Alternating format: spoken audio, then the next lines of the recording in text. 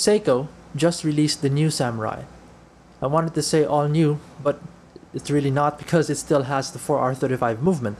Right off the bat, we're looking at the SRPL 11, red, SRPL 13, black dial, and the SRPL 15, the black coated. Instantly, I can see some similarities to the second generation Seiko Shogun SPB 189, especially on the indices and also the hands.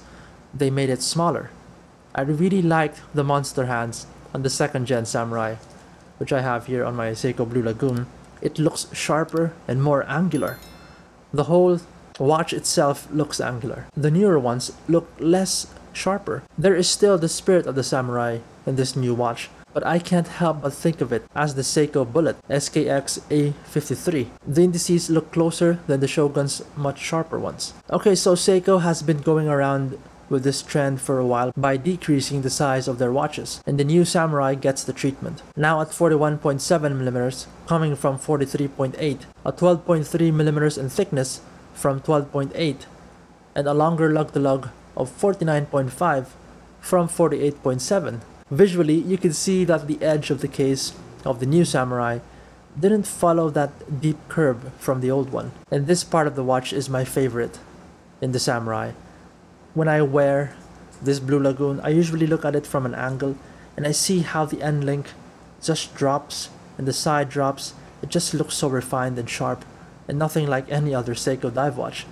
Based on the pictures and the measurements of the lug-to-lug being longer now, although not by a big amount, I think it would still look sharp on the side, but not as dramatic as the second gen. The benefit of the Seiko Samurai has always been its size. Even though it is a 43.8mm case size, the lug-to-lug is short, and therefore it just cushions the wrist much better.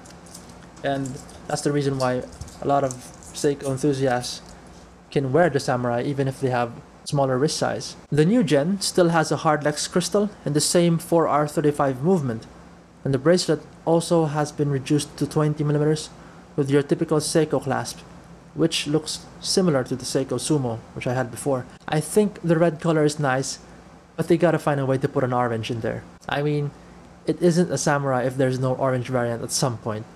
The original one had it, the second gen had it.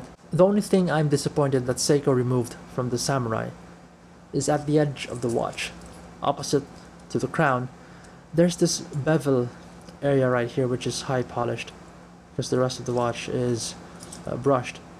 It just looks really nice and makes the watch look that more sophisticated, considering that this is an entry-level watch from Seiko. In this new model, they just deleted it. It used to give the Samurai its own unique feel. So this new gen Seiko Samurai is going to cost you around 650 euros or $700 US, a bit more than the Seiko King Samurai, retailing at 625 US, which comes in a sapphire crystal and a ceramic bezel. I believe they will still sell this together with the King Samurai. I just love the Samurai. It's one of the reasons why I still have it. Many reissues, Seiko Turtles and Sumos, but the Samurai is just a unique looking watch, a one-of-a-kind dive watch.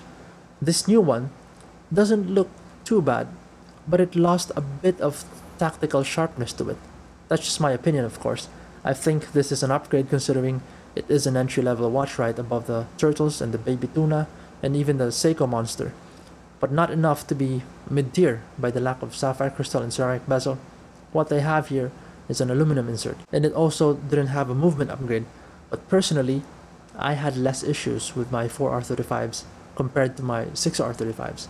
Just putting it out there. I even have a better experience with the 6R15 than the 6R35, so I think I'm okay with the non-upgraded movement.